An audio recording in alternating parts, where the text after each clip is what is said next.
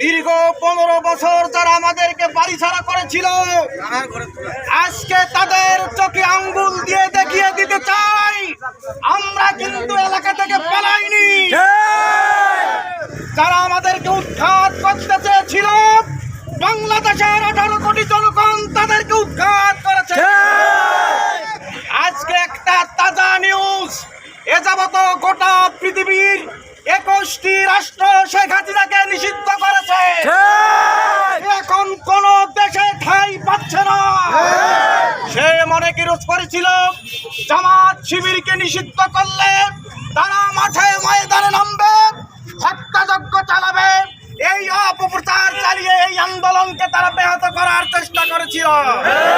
কিন্তু জামাত ইসলাম আজকে যা বোঝে, আওয়ামী লীগ তা বুঝতে 50 বছর সময় লাগে।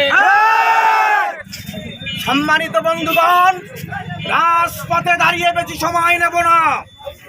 চৌরঙ্গী বাজারের সকল স্তরের সকল ব্যবসায়ীদেরকে জানাতে চাই, একটি লুটেরা মহল দোকানপাট ভাঙচুর করার জন্য ষড়যন্ত্র করতেছে।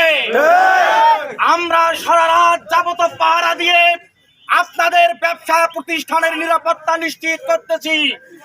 আজকে জামাত ইসলামের পক্ষ থেকে ঘোষণা করে দিলাম, আপনারা নির্দ্বিধায় ব্যবসা করেন। যারা লুট করতে আসবে ইচ্ছা মতো তাদেরকে প্রাধান্য দেবেন, প্রয়োজনে ধরে রাখবেন, প্রশাসনকে খবর দেবেন, সাধারণ জনগণকে খবর দেবেন, লুটপাট করতে না পারে। যদি লুটপাট করার চেষ্টা করে, চৌরঙ্গীর সমস্ত ব্যবসায়ী মহলকে সঙ্গে নিয়ে লুটেরাদেরকে দাঁত ভাঙা জবাব দেওয়া হবে। বিদ্যুতের খাম্বার সঙ্গে বেঁধে ইচ্ছা মতো প্রাধান্য দেওয়া হবে।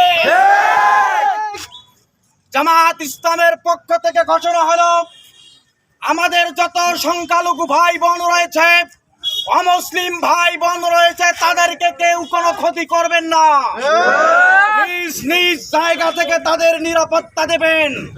তারা হচ্ছে আমাদের ভাই, তারা আমাদের প্রতিবেশী, তারা আমাদের হিতাকাঙ্ক্ষী করে বলেন ঠিক কিনা? আপনারা সকলে রাজি আছেন তাতে? এই আহ্বান জানিয়ে আজকের এই বিক্ষোভ মিছিল এবং পথসভার সমাপ্তি ঘোষণা করছি।